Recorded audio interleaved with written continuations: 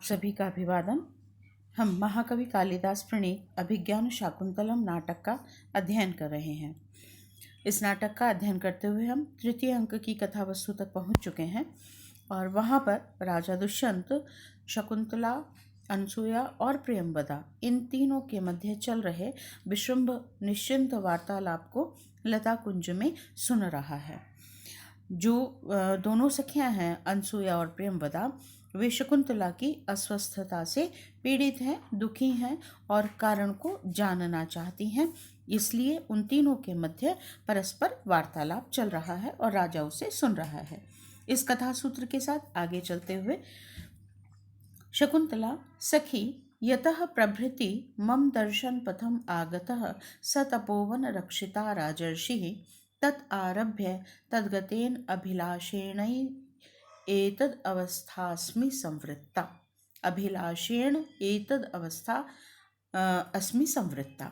सखी, हे सखी, यतः प्रभृति जिस समय से लेकर, मम दर्शन पथम आगतः मेरे दर्शन पथ में आए हैं, स तपोवन रक्षिता वह तपोवन की रक्षा करने वाले राजर्षि।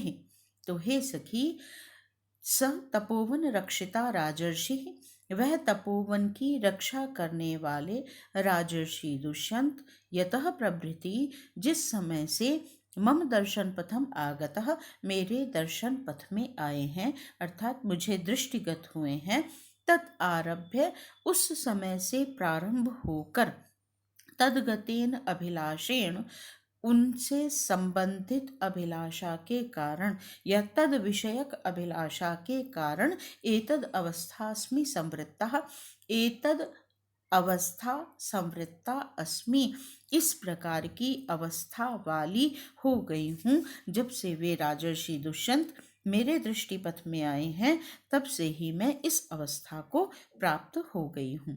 अभिलाषेण एतद अवस्था, यहाँ पर वृद्धि संधि का प्रयोग हुआ है। वृद्धि संधि है दोनों के मध्य। अभिलाषेण तद अवस्था। राजा सहर्षम, हर्ष के साथ, श्रुतम श्रोतव्यम, छोटी सी उक्ति, छोटी सी सूक्ति, सिर्फ 2 पदों की। मैंने पहले भी आपको कहा है कि सूक्तियों के प्रयोग में कालिदास जो है वे बहुत सिद्धहस्त हैं और बहुत छोटे छोटे वाक्यों के साथ वे ऐसी भाव सृष्टि की योजना करते हैं जो निश्चित रूप से पाठक के या दर्शक के सीधे हृदय तक संप्रेषित होती है।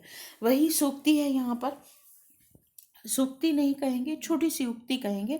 श्रुतम श्रोतव्यम, जो कुछ सुनने योग्य था वह श्रुतम, सुन लिया गया। अर्थात किसी भी एक व्यक्ति के लिए या काम पीड़ित व्यक्ति के लिए उसके प्रिय के मुख से जो सुनने योग्य है उसे सुन लेना ही, मान लीजिए, उसके लिए परम मोक्ष की अवस्था है, जिसे हम कहें चरम अवस्था की ओर पहुंचा देना, चरम अवस्था की ओर पहुंचा देने वाली उक्ति है। तो इसलिए जो दुष्यंत है वह इस बात को सुनकर अत्यंत प्रसन्नता का अनुभव करते हुए कह रहा है, श्रुतम श्रोतव्यम, जो कुछ सुनने योग्य हो सकता है या है श्रुतम, उसे मैंने सुन लिया है। स्मर एव ताप हेतुर निर्वापयिता स एव में जातः दिवस दिवस इव अभ्र शामस तपात्यये जीवलोकस्य।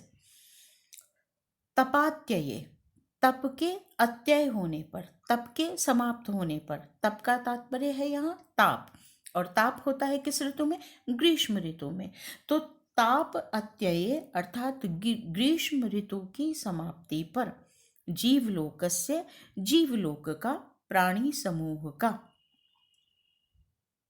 अभ्र श्यामः दिवसः इव, अभ्र, अभ्र कहते हैं मेघ को, और श्यामः, श्यामवर्णी, जब काले काले मेघ आकाश में छा जाते हैं तो काले मेघों के लिए प्रयुक्त हुआ श्याम। अभ्र श्यामः, श्यामवर्णी मेघों का या मेघों से युक्त, दिवसः इव, दिन के समान।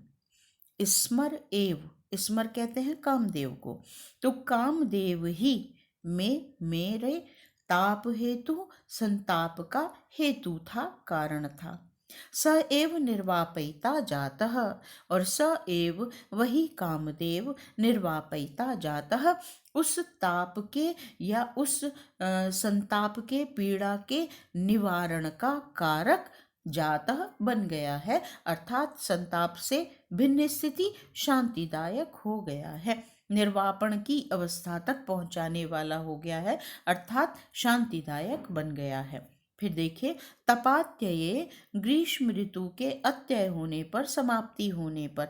तप का तात्पर्य ग्रीष्म ऋतु नहीं है, तप यहाँ ताप से संबंधित है, और ताप का अर्थ हो गया ताप किस काल में होता है? ग्रीष्म ऋतु में, तो इसलिए तप का तात्पर्य हमने किया ग्रीष्म ऋतु।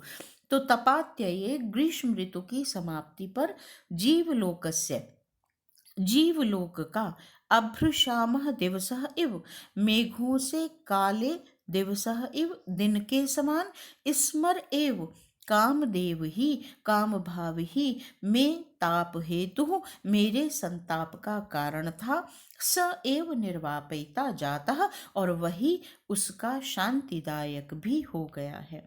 कहने का तात्पर्य यहाँ क्या है दुष्यंत का, कि जैसे ग्रीष्म ऋतु में जो दिन होता है वह अत्यधिक गर्म होता है, उष्ण होता है, बहुत भयंकर ताप होता है, तो वह जो दिन होता है वह मनुष्यों के लिए व्यतीत करना बहुत कष्टदायक होता है अत्यधिक ताप के कारण। लेकिन उसी दिन में जब ग्रीष्म ऋतु की समाप्ति पर आकाश जो है वह काले मेघों से आच्छन्न हो जाता है, तो वही दिन उनके लिए अत्यंत सुखदायक हो जाता है, कष्ट का हरण करने वाला बन जाता है और प्रसन्नतादायक हो जाता है।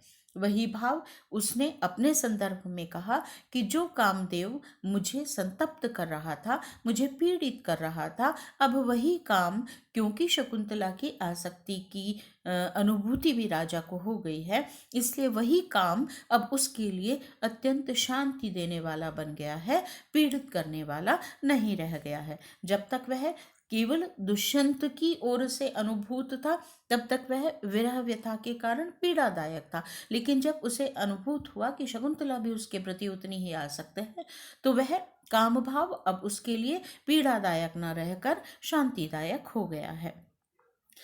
अब थोड़ा व्याकरण यहाँ देखें। ताप हेतु, तापस्य हेतु, षष्ठी तत्पुरुष समास का प्रयोग है यहाँ पर। तापस्य हेतु, ताप हेतु।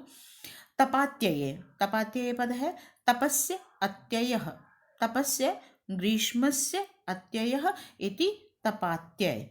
तो यहाँ पर हो गया अव्ययी भाव समास, और तस्मिन अर्थात सप्तमी विभक्ति का रूप बना तपात्यये, तप के समाप्त हो जाने पर, अर्थात ग्रीष्म ऋतु के अत्यय समाप्त होने पर। अभ्रश्यामः, अभ्रय मेघै श्यामः, यहाँ तृतीय तत्पुरुष का प्रयोग हुआ। अभ्रय यहाँ तृतीय विभक्ति है तो तृतीय तत्पुरुष हुआ। निर्वापयिता पद है, निरु उपसर्ग है, वाप धातु है, और फिर णिच प्रक्रिया हुई प्रेरणा के संदर्भ में, और उससे त्रिच प्रत्यय लगाएंगे तो निर्वापयित्री, और उसका प्रथमा विभक्ति एक वचन का रूप बनेगा निर्वापयिता, कामदेव ही शांति प्रदान करने वाला हो गया है। अलंकार की बात करें तो यहाँ पर विरोधाभास अलंकार का प्रयोग समझ में आता है। जो ताप का हेतु है वही ताप का नाशक भी है, तो ये विरोधाभास अलंकार हो जाता है। किंतु विरोध जहाँ पर होता है उसका परिहार भी किया जाता है, तो यहाँ पर भिन्न आश्रयगत होने से विरोध का परिहार मान लिया जाता है। कुछ आचार्यों ने यहाँ पर विषम अलंकार भी माना है, जो ताप का जनक है वही ताप का नाशक है, तो ऐसा मानने से विषम अलंकार भी माना जा सकता है। फिर यहाँ पर अभ्रश्यामः दिवस इव, मेघाच्छन्न दिन के समान, मेघों से काले दिन के समान, तो यहाँ पर उपमा अलंकार का, दिवस इव उपमा अलंकार का प्रयोग हो गया। फिर यहाँ कुछ आचार्यों ने व्याघात अलंकार भी माना है। दुष्यंत की पीड़ा का कारण है काम, किंतु नायिका को काम से व्यथित देखकर जो नायक का काम है अर्थात दुष्यंत की काम पीड़ा है वह शांत हो रही है। तो कामदेव दुष्यंत को पीड़ित कर रहा है और उसी काम से पीड़ित शकुंतला दुष्यंत को शांति दे रही है। इस प्रकार की प्रतीति यहाँ पर व्यंग्य है, तो इसलिए यहाँ कुछ आचार्यों ने व्याघात अलंकार भी माना है। ठीक है। और उपमा अलंकार का प्रयोग यहाँ पर दिवसः एव में उपमा अलंकार का प्रयोग है। छंद आर्या जाति छंद है। हमने अनेक सहस का अध्ययन किया है, लक्षण को हमने पुनः पुनः स्पष्ट किया है। मात्रिक छंद है और विषम छंद है। यहाँ पर पहले तीसरे चरण में समान मात्राएं, दूसरे चरण में अलग और चौथे चरण में अलग मात्राओं का प्रयोग है। 12, 18, 12 और 15 इस तरह से आर्या जाति छंद का प्रयोग है। यहाँ आगे चलिए। शकुंतला तद यदि वाम अनुमतम तदा तथा वर्तेथाम यथा तस्य राजर्षेर अनुकंपनीया भवामि।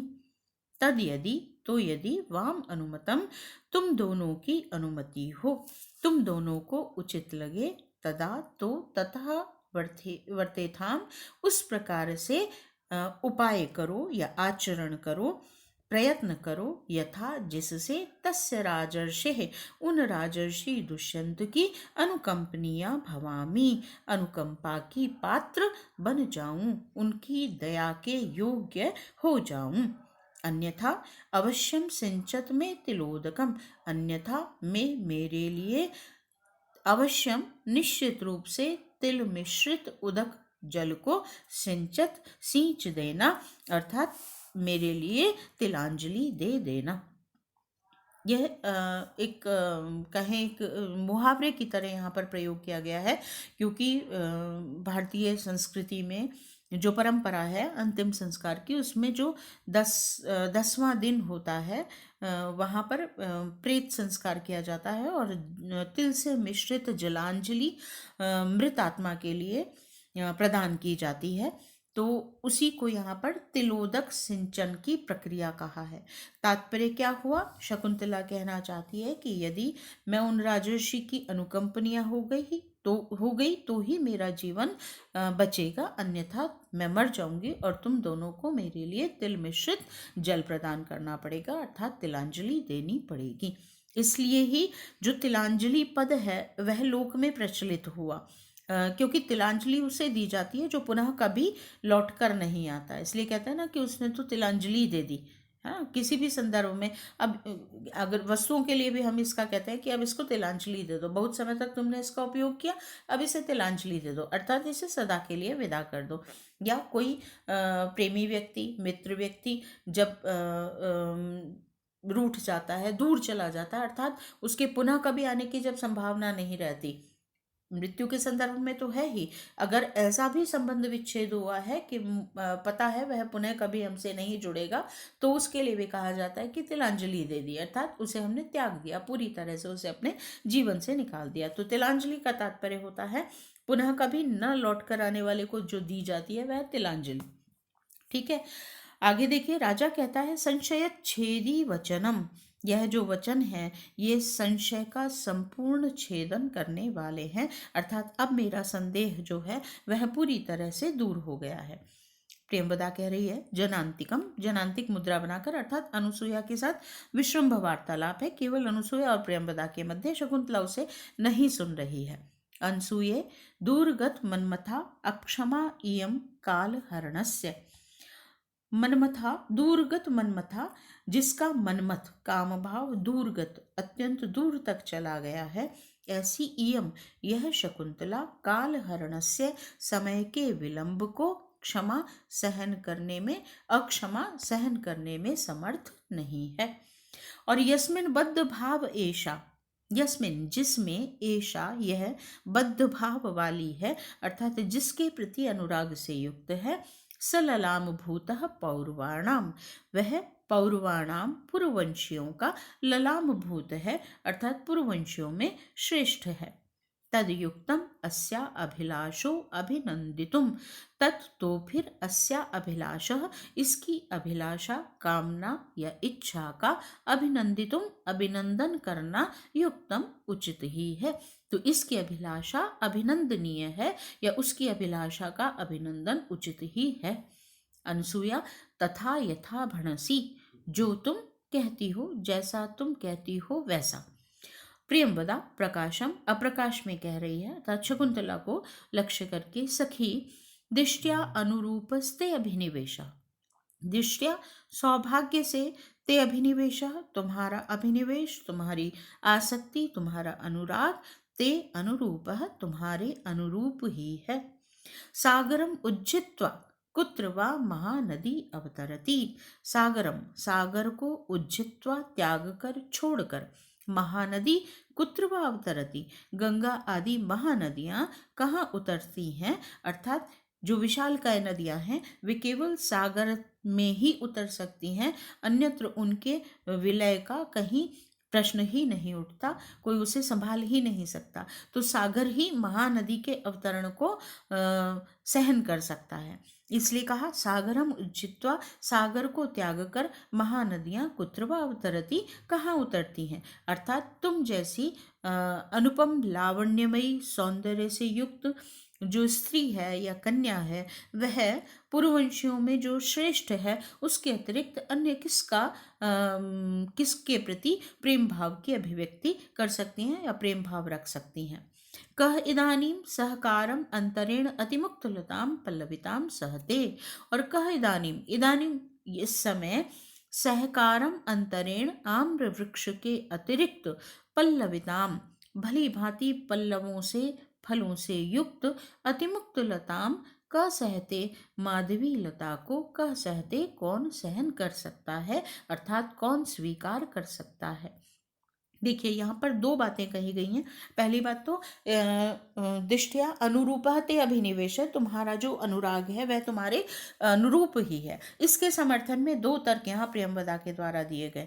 पहले में महानदी का अवतरण है सागर के प्रति, अर्थात स्त्री की अभिलाषा पुरुष के प्रति, और दूसरे में सहकार के द्वारा ही अतिमुक्त लता को स्वीकार किया जाना, अर्थात पुरुष के द्वारा स्त्री की स्वीकृति, पुरुष के द्वारा स्त्री को स्वीकार किया जाना। तो एक नायिकागत है और दूसरा नायकगत है। दो पंक्तियां यहाँ पर कही हैं जिससे नायक और नायिका दोनों के मध्य जो परस्पर का जो भाव है वह समभाव है, या दोनों ही एक दूसरे के प्रति समान आसक्ति से युक्त है, और दोनों की यह आसक्ति उनके अपने पद, योग्यता, वंशकुल आदि के अनुरूप है। इस भाव को यहाँ पर अभिव्यक्त किया गया है मालोपमा अलंकार के माध्यम से। दो उपमाएं हैं तो मालोपमा अलंकार यहाँ पर कहा गया है। तो सागर को त्याग कर नदी कहाँ उतर सकती है, महानदी कहाँ उतर सकती है, अर्थात तुम जैसी स्त्री दुष्यंत के अतिरिक्त अन्य किससे प्रेम कर सकती है। और इस समय ऐसा कौन है जो अत्यधिक पल्लवित अतिमुक्त लता को, माधवी लता को, आम्र वृक्ष के अतिरिक्त कौन सा वृक्ष है जो सहन कर सके, अर्थात उसके भार को वहन कर सके, ऐसा अन्य कोई वृक्ष भी उपलब्ध नहीं है। तो दुष्यंत के अतिरिक्त अन्य कोई पुरुष ऐसा नहीं है जो शकुंतला जैसी स्त्री को स्वीकार कर सके। यह भाव यहाँ कालिदास के द्वारा अभिव्यक्त किया गया प्रेमवदा के माध्यम से। राजा किमत्र चित्रम यदि विशाखे शशांक लेखाम अनुवर्तते।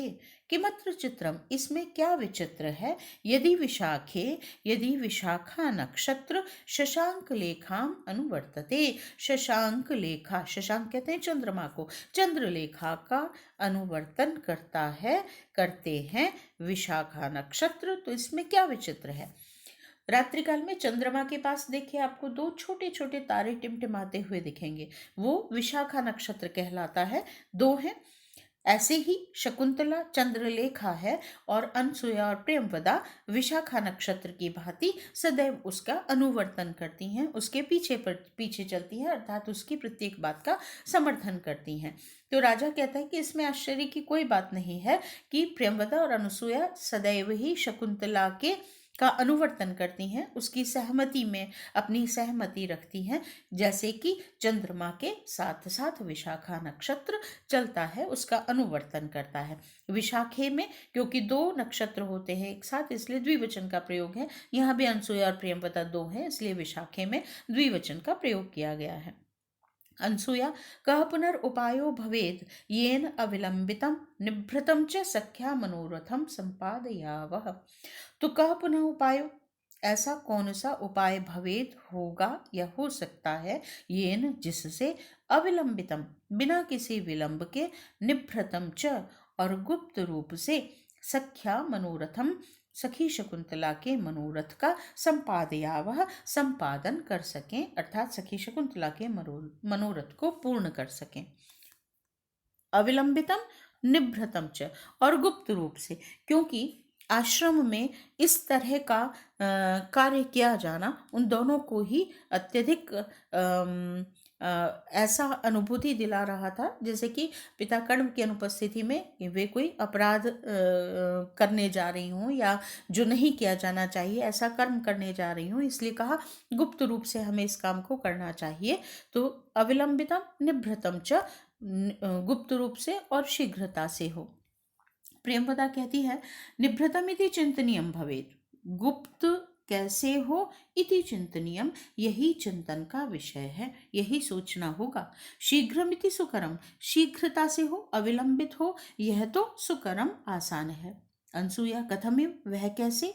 प्रेमवदा ननु स राजर्षि एतस्याम स्निग्ध दृष्टया सूचित अभिलाष, ननु निश्चित रूप से स राजर्षि, वह राजा दुष्यंत, एतस्याम इसके प्रति अर्थात शकुंतला के प्रति स्निग्ध दृष्टिया अत्यंत प्रेममयी दृष्टि से सूचित अभिलाष, अपनी अभिलाषा को, कामना को सूचित करते हुए एतान दिवसान, इतने दिनों तक प्रजागर, जागरण से कृशो लक्ष्यते, कृश दिखाई देते हैं। अर्थात प्रेमवता कहती है कि राजर्षि भी इसके प्रति आसक्त है, ऐसी अनुभूति मुझे होती है, क्योंकि वह अनेकशः अपनी स्निग्ध दृष्टि से इसके प्रति इच्छा को, अभिलाषा को, कामना को या प्रेम को अभिव्यक्त कर चुके हैं, और निरंतर विरह से पीड़ित रात्रि जागरण करते हुए दुर्बल भी दिखाई देते हैं। इसलिए अविलंबित तो हो जाएगा मनोरथ का संपादन, बस निभृत करना है, छुपा कर करना है, गुप्त रूप से। यही कैसे किया जाए चिंतन का विषय है।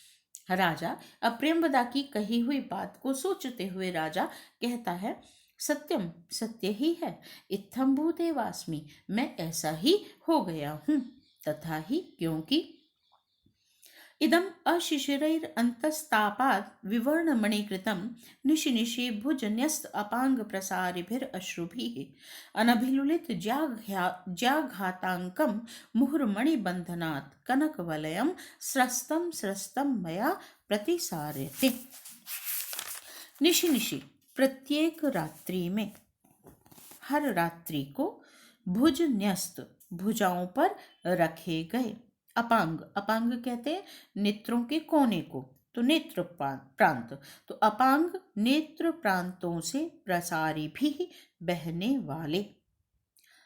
पहली पंक्ति में देखिए इदम अशिशिरैर अंतस्तापात, अंतस्तापात हृदय में उठते हुए ताप के कारण, काम भाव के कारण तप्त, ताप से युक्त, अशिशिरई जो शिशिर नहीं है, शीतल नहीं है, अर्थात उष्ण, गर्म, आंसू गर्म ही होते हैं, तो अशिशिरई अश्रु भी उष्ण अश्रुओं से, विवर्ण मणिकृतम जिसकी मणियां विवर्ण कर दी गई हैं, मलिन हो गई हैं, ऐसी।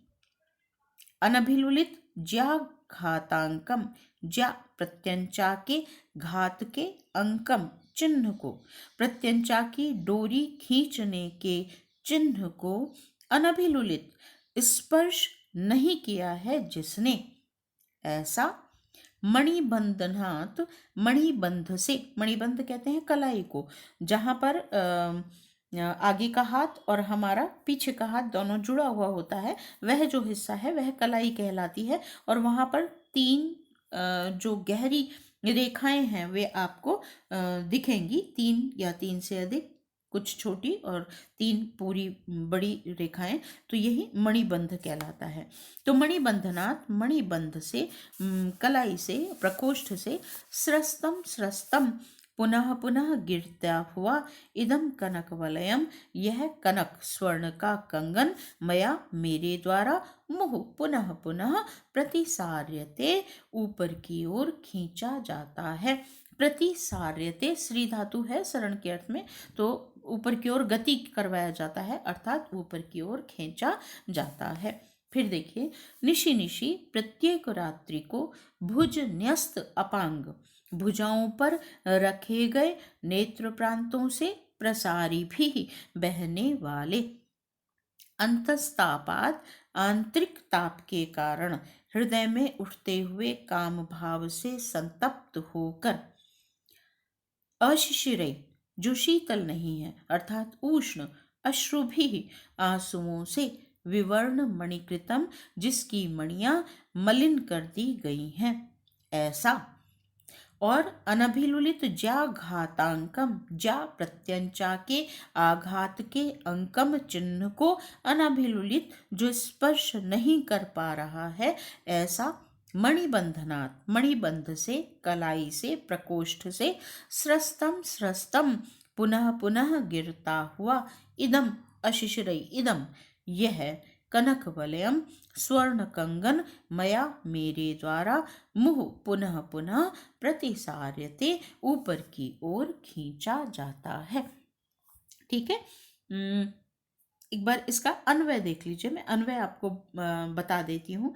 निशि निशि भुज न्यस्त अपांग प्रसारिभिः अंतस्तापात् अशिशिरै अश्रुभिः विवर्ण मणिकृतम अनभिलुलित ज्या घातांकम मणिबंधनात् स्रस्तम स्रस्तम इदम कनक वलयम मया मुहु प्रतिसार्यते, मेरे द्वारा बार बार ऊपर की ओर खींचा जाता है। भाव क्या है यहाँ पर? राजा अपने काम भाव के कारण जो अपनी कृष्णता है उसकी प्रेमवदा की जो अभिव्यक्ति है उसके समर्थन में अपनी अवस्था का वर्णन कर रहा है। तो क्या कहा राजा ने कि निरंतर रात्रि जागरण हो रहा है और विरह व्यथा के कारण जो नेत्र प्रांत हैं उनसे अश्रु निकलते रहते हैं। अश्रु सामान्य तौर पर भी गर्म ही होते हैं, लेकिन यहाँ पर एक भाव और जोड़ दिया गया है कि जो अंदर के ताप के कारण, काम ताप के कारण जो शीतल नहीं है, उष्ण है, दहन करने वाले हैं, दाहक हैं, तो ऐसे गर्म अश्रु राजा जब लेटता है तो वह अपनी भुजा को उपाधान बना लेता है, तकिया बना लेता है, और जो कंगन उसने पहना हुआ है उस कंगन पर उसके निरंतर नेत्र प्रांतों से उसके कंगन पर गर्म अश्रु निकलकर बहते रहते हैं। तो उन गर्म अश्रुओं के कारण उस कंगन की जो मणियां हैं वो मलिन हो गई हैं, एक भाव। और दूसरी बात, राजा इतना कृश हो गया है कि उसका जो कंगन है पहले जो हाथ पर आराम से सुशोभित होता था, विराजित हो जाता था, अब वह कृशता के कारण पुनः पुनः मणिबंध से नीचे की ओर खिसकता रहता है और राजा पुनः पुनः उस कंगन को मणिबंध से ऊपर की ओर खींचता रहता है। बार बार लटकता हुआ जो कंगन है वह परेशान करता है, तो राजा उसे पुनः उठाकर ऊपर की ओर खींचता है और कलाई से ऊपर के हिस्से पर रखता है। लेकिन क्योंकि कृश हो गया है इसलिए पुनः पुनः वह जो कनक वलय है वह नीचे की ओर खिसकता रहता है। ये दो बिंब यहाँ पर राजा ने अपनी कृशता और काम भाव के संदर्भ में, काम संतप्तता के संदर्भ में रखे हैं। तो यह एक सामान्य अवस्था है, हाथ पर सिर को रखकर, मुख को रखकर सोना और नेत्र प्रांतों का हाथ की कलाई या कलाई पर पहनी गई वस्तु से संपर्क में रहना।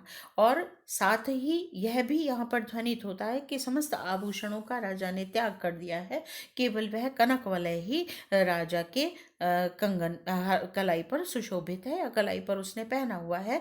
बाकी वह काम पीड़ित होकर धीरे धीरे जो सामान्य लोक व्यवहार की सौंदर्य प्रसाधन आदि की सामग्री थी उन सब का त्याग कर चुका है। तो ऐसी अपनी कृशता और अनभिरुचि को यहाँ पर उन्होंने अभिव्यक्त किया है। ठीक है, अब यहाँ पर व्याकरण देख लेते हैं। भुज न्यस्त अपांग प्रसारी भी, भुजे न्यस्तो यह अपांग तस्मात् प्रसर्तुम शीलम येषाम तै।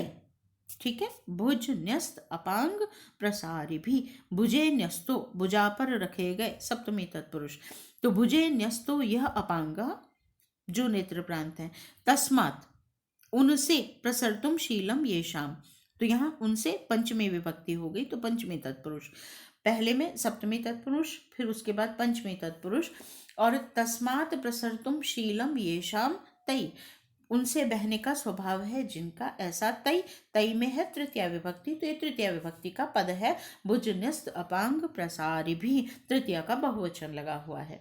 न्यस्त पद है, देखिए नियुपसर्ग है और उससे अस्त यहाँ पर धातु है। प्रत्यय रह गया है। यहाँ पर है नि उपसर्ग और अस्त, ठीक है, न्यस्त, यही पद बनेगा। और प्रश्री, प्रोपसर्ग है, श्री धातु है सरकने के अर्थ में, और उससे णिनी प्रत्यय करेंगे तो प्रसारिन और प्रसारी भी तृतीय विभक्ति का रूप बनेगा। अंतस्तापात, अंतर्गतः तापः तस्मात्, यहाँ पर पंचमी विभक्ति का रूप बना, अंतर्गतः तापः तस्मात् पंचमी का रूप है अंतस्तापात। विवर्ण मणिकृतम, विवर्णः मणयो यत्र तत् विवर्ण मणिकृतम। विवर्ण का अगर हम विवर्ण मणिकृतम जो रूप है इसे देखें तो विवर्ण मणि और उससे च्वी प्रत्यय और फिर क्री धातु और उससे इक्ता प्रत्यय करेंगे तो विवर्ण मणिकृतम में णकार जो है वह दीर्घ णकार होगा। यहाँ गलत लिखा हुआ है दीर्घ णकार, विवर्ण मणिकृतम, ठीक है। यहाँ पद्य में देखिए दीर्घ ई है णकार में, यहाँ पर अशुद्ध लिखा गया है, यह क्षमा कीजिएगा। तो विवर्ण मणिकृतम, विवर्णः मणियो यत्र तत् विवर्ण मणिकृतम, और विवर्ण मणि उससे च्वी प्रत्यय तो दीर्घ ई हो जाएगा और क्री धातु इक्ता प्रत्यय विवर्ण मणिकृतम पद बनेगा। अनभिलुलित ज्याघातांकम, न अभिलुलितः ज्यायायः आघातांकः यस्मिन् तत्, जिसके द्वारा जा के प्रत्यंचा के आघात के चिन्ह को स्पर्श नहीं किया गया है। तो न अभिलुलितः, अनभिलुलितः, यह नए तत्पुरुष समास हो गया। मैंने आपको बताया था यदि स्वर पहले होगा तो अन पद जुड़ता है और यदि व्यंजन से आरंभ होने वाला पद पश्चात है तो अकार जुड़ता है निषेध के अर्थ में, निषेधार्थक बनाने के लिए। तो न अभिलुलितः ज्यायायः आघातांक, प्रत्यंचा के षष्ठी तत्पुरुष समास हो जाएगा यहाँ पर, और यस्मिन् तत्, न अभिलुलितः ज्यायायः आघातांकः यस्मिन् तत्, यह विशेषण बन जाएगा जाकर कनक वलय का। मणिबंधनात्, मणि बध्यते यस्मिन् तत्, जिस पर मणि का बंधन किया जाता है, कंगन रूप या और किसी भी रूप में मणि जहाँ पर बांधी जाती है वह है मणिबंध। तो मणि बध्यते यस्मिन् तत् बहुव्रीहि समास हो गया और तस्मात् पंचमी विभक्ति का रूप बनेगा मणिबंधनात्। स्रस्तम, स्रंस धातु है और उससे इक्ता प्रत्यय स्रस्त पद बना। प्रतिसार्यते, प्रति उपसर्ग है, श्री धातु है, यक का आगम होगा और लट लकार का रूप बनेगा प्रतिसार्यते। अब यहाँ पर देखिए अलंकार की बात करें तो राजा की काम अवस्था का यहाँ अत्यंत स्वाभाविक वर्णन है, इसलिए यहाँ पर स्वभावोक्ति अलंकार कहा गया है। साथ ही यहाँ पर काव्यलिंग अलंकार का प्रयोग है। उष्ण अश्रु प्रवाह ने मणियों को विवर्ण कर दिया है तो कारण बताया गया है, इसलिए यहाँ काव्यलिंग अलंकार हो गया। और जो वलय है उसके स्रस्त होने का कारण, बार बार गिरने का कारण कृशता की व्यंजना हो रही है। यहाँ पर कृश हो गया है, यह व्यंग्य है, तो व्यंग्य व्यंजना से यहाँ कृशता की अभिव्यक्ति होने के कारण पर्यायोक्ति अलंकार का प्रयोग है। फिर यहाँ विप्रलंब श्रृंगार का पूर्ण परिपाक है। रस के परिपाक के लिए विभाव अनुभाव व्यभिचारी संयोगाद रस निष्पत्ति, तो यहाँ राजा आलंबन विभाव है, रात्रि जो है वह उसका उद्दीपन विभाव है, और अश्रुपात, कृष्ता, अनिद्रा आदि इसके अनुभाव है, चिंता आदि व्यभिचारी भाव है। तो विभाव है, अनुभाव है और व्यभिचारी भाव है, इन सब के संयोग से विप्रलंब श्रृंगार का यहाँ पूर्ण परिपाक दिखाई दे रहा है। छंद यहाँ पर हरिणी छंद है, 17 वर्णों का छंद है जिसके 6, 4 और 7 परियति होती है। नसम रस लाग षड वेदैर हरिणी मता, नकार सकार मगण रगण, नगण सगण मगण रगण सगण लघु और गुरु, इस क्रम से जहाँ पर वर्णों का प्रयोग हो, और षड 6, वेद है 4 तो 6 पर 4 पर और शेष बचा 7 तो उस 7 पर जब यति होती है तो वहाँ पर हरिणी छंद माना जाता है। तो यहाँ हरिणी छंद का प्रयोग किया गया है। आज के लिए इतना ही, धन्यवाद।